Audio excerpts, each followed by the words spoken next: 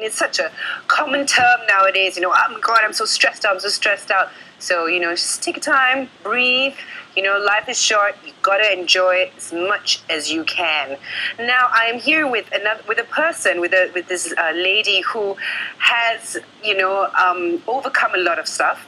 She has, somehow from the dirt, she has unearthed a gem. I can't wait to find out more. So I'd like to say a very good morning to Penelope Gan. Good morning. Welcome to Bella. Morning, Elaine. You are the owner of this company called Scrap and Crop. That's correct. Now, before we talk about the scrapbooking business, which is, very popular nowadays, let's talk about how you even got here. What were you doing before you started this business?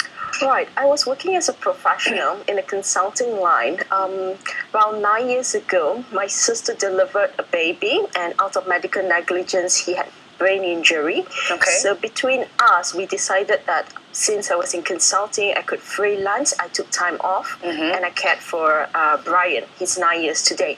Wow. Along the way, we were told that with such severity in terms of his brain injury, Brian would not live very long. So we were kind of desperate, trying to capture every moment of his life, every minute of the day, and we stumbled upon scrapbooking. Okay. It was a very big hobby in the US, but not in Malaysia, and that's where we started importing things, buying things off eBay, etc., to make little albums to restore his memories, basically. Right. Yeah. Now, before we move into the business aspect of this conversation, Right. What was it like at that time for your sister, for your family, for yourself, realizing you have this child in the family that, all of you need to take care of, Right. Which was going to be a very difficult point. I guess... what did you do? Like anyone who has such a tragedy in a family, illness or whatever not, we went through a lot of emotions, denial, why us. We started questioning faith, God. And being typically Malaysian, we saw the Bomo, the Chinese one, the Indian one, the Orang Asli one, you name it. Went to many hospitals, etc. I was scheduled. Was he diagnosed with this, with the cerebral palsy, right? Yes, that's right. When he was born, or when she was pregnant with him? When he was born, Okay. he was deprived of oxygen to his brain, Right. Which is why it led to a brain injury. I see. Yes. Okay. Okay. It was chaotic. Our lives literally changed, and that's when you started questioning a lot of things. And but the good side about it, it's also you started valuing life in itself, relationship, friendship, love, and living every moment of the day. What was it like for your family and yourself before this incident? Were you all just any normal Malaysian family? Yeah, I would say so. We're a normal Malaysian Close-knit? family. Pretty close-knit, not as close as it is today.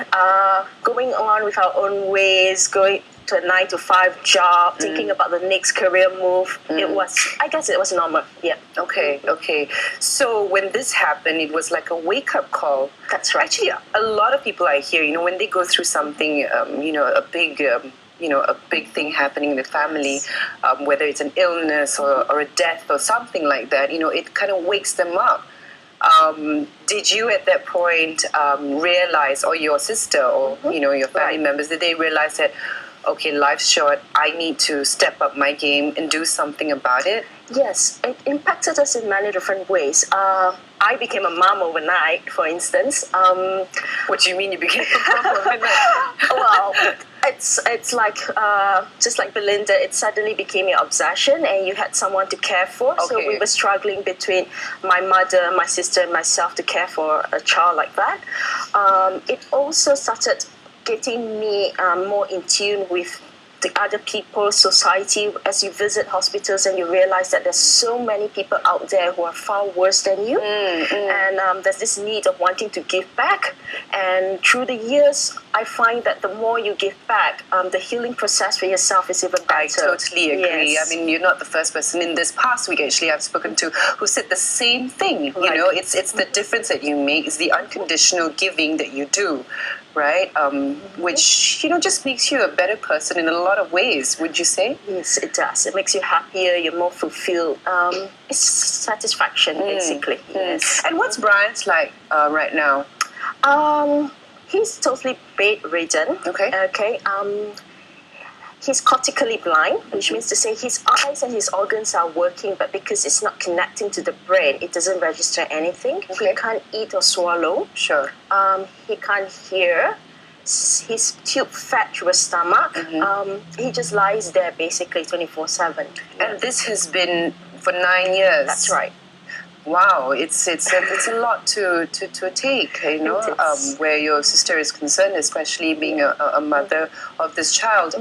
So what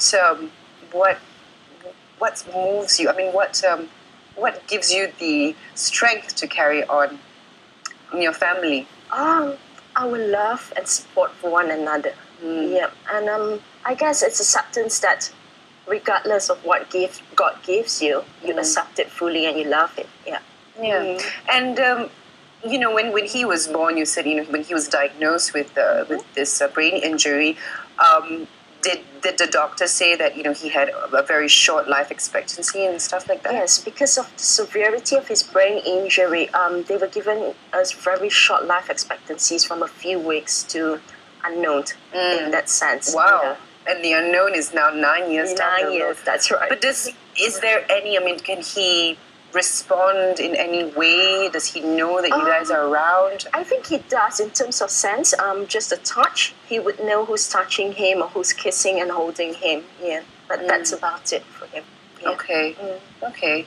So with that, you've decided to document every part of his life. And you Almost. decide, and then it became a business for you. That's right. So it's a full-time thing for you right now. No, I still hold a full-time job. Okay. This is something Wow. which my sister and I do on the part-time. Yes. Okay. That's right. Okay. So tell us a little bit about how it started. So you decided to have a book about Bryant. Yes. We started by wanting to create an album of him. And what happened was we couldn't find the materials in Malaysia. And we started sourcing on the internet. That's when we stumbled upon eBay. And we started buying things through eBay because it was pretty expensive as well, scrapbooking materials back then.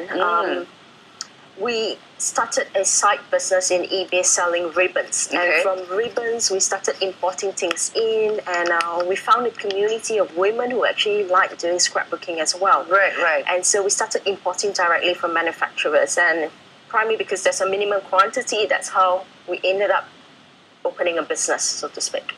Because it's quite rare to have a scrapbooking business. Would you say you're one of the very few in Malaysia? Or?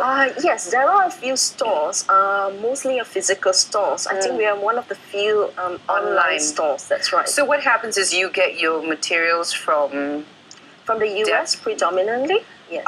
Okay. And then you have it in your store and then people buy it and you will ship it to them or send it to them. That's right. Okay, so, and how long have you had this business for already? Officially registered and running about 7 years now. Okay, Yes. and how's it doing? It's doing well, very good actually. It's overwhelming on days, but it's very fulfilling, yes. Oh, cool. Yeah, we have some of the visuals here. Of the various things you can do. I'm quite intrigued, actually. I've never been much of a scrapbooker, but this looks really cool. So basically, you know, it's something you do for memory's sake. Yes, right? you could also make them for gifts, very personalized and individualized gifts. You could also make cards, 3D projects. Do you have to be like super artistic to do this? No, I'm no. not. Not at all. You are spoiled with choices and manufacturers today. Okay. In fact, they come in very matching assortment of collections. So you just need to, as long as you can cut and glue. Okay, that's all you that need. I can do. Yes. Okay, and with that, we are going to go for a short break. When we do come back, we still have Penelope here. This is what we have. So don't go anywhere. We're still talking to Penelope after the break, and be sure to still be with us to find out how you can start a little something like her and her sister. All this in Bella.